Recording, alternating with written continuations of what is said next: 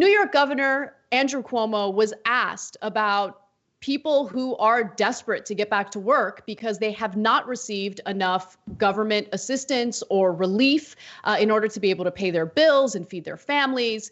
And so a reporter asked him, what should they do? And just get a load of the way he reacted. You can hear, but there are protesters outside right now honking their horns and raising signs. Their point is the cure can't be worse than the illness itself. Yeah. What is your response to them? The illness is death.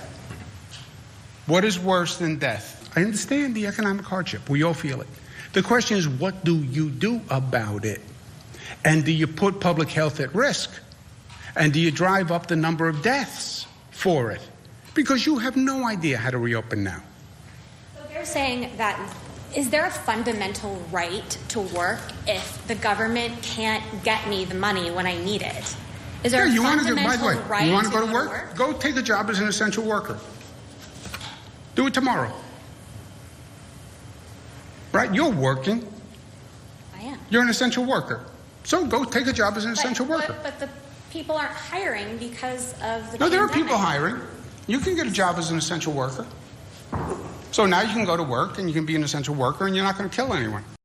Okay, so before I get into the reasons why I didn't like that answer, I want you to jump in, Cenk. Yeah, so of course that's not a good answer. That's flippant. There's now, over 24 million, is it up to 26.5 million? I'm starting to lose track of unemployed in the last 5 weeks. I think it's 26.5. And so there are not 26.5 million essential worker jobs available. That's ridiculous. And so, look, Cuomo, there's a political part of this, and then there's the really, really important policy part of it. In terms of the politics of it, Cuomo has had skyrocketing poll numbers for a couple of reasons. Number one, usually leaders go up in time of crisis. Number two, he's being compared to the one other guy on TV, that's Donald Trump. And by comparison, he looks like a god, right? Because Trump's a clown and doesn't know anything. It says half the things he says are factually incorrect. He does show and tell with swabs and Q-tips. I mean, compared to that, Cuomo looks like an unbelievable leader and a total adult. And then the third reason, honestly, is most people don't see the whole press conference. Almost nobody sees it, right? So they see clips. But the clips that people are seeing most now, and I'm seeing it in my personal life too, is the ones where Andrew Cuomo and Chris Cuomo are talking on TV and they're ribbing each other, okay?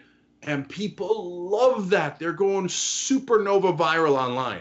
So the main thing that people are seeing is, oh my God, Andrew loves his brother Chris, but they have such a good relationship. Boom, skyrocketing poll numbers.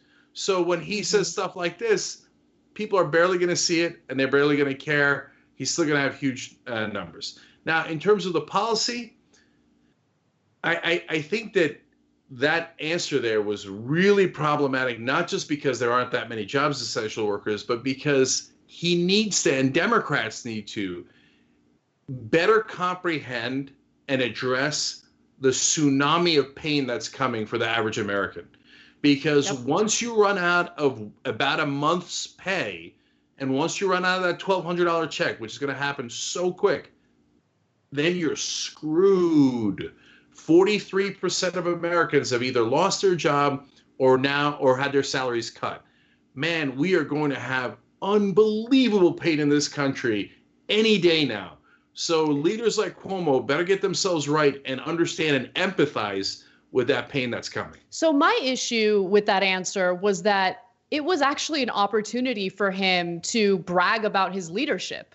And it was weird that he gave that flippant answer, because the first thing that I wanted to do was figure out, well, how is New York handling unemployment claims? Because look, yes, Manhattan is very expensive to live in, but, keep in mind that the federal government, the one good thing that came out of that stimulus law was the money that will be added on top of state unemployment benefits, which is $600 a week on top of what the state is giving you per week, right? But the problem is that states have been overwhelmed with the number of people applying for unemployment.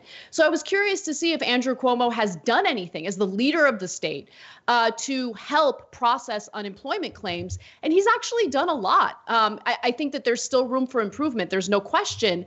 But he's been way more aggressive than, politicians in Florida, for instance, where only 6% of unemployment claims have been fulfilled. So just to give you some specific examples, between the weeks ending March 14th and April 11th, 1.2 million New Yorkers have filed unemployment claims, a number far greater than the 300,000 who submitted unemployment claims during the 2008 economic crisis, right? But in response to that, they hired an additional 2,700 workers to process unemployment applications. They expanded the hours that jobless individuals can file claims, and they sent $2.2 billion to 1.1 million unemployed New Yorkers. So they're working on it, and that would have been a great opportunity for him to say, look, here's what we're doing. We know that people are struggling right now and getting through the system. We're addressing it because we know that people are hurting. Instead of using the opportunity for messaging that shows that he's doing something and he's actually connecting with people who are stressed out about their finances, he was just so dismissive. And I don't know why he did that. I thought that was really dumb on his part. So Cuomo's done a lot of things wrong here, and New York Times actually did good reporting on that. He's also done a lot of things right. So it's a mixed record. But for him, but much more importantly, at the federal level, for guys like Mitch McConnell, who at the end of the day control massive trillions of dollars in federal spending more than anybody else does, I think they're going to get hit with something they're not at all ready for. So when I briefly ran for Congress, I talked to about 1,000 people, all economic ranges, including the poor and the middle class, which these guys haven't talked to in decades, if ever. Okay. And I'm telling you right now, once that money runs out and you're out of a job, and then there's going to be massive desperation. People are not going to know how to even get food, let alone pay the rent.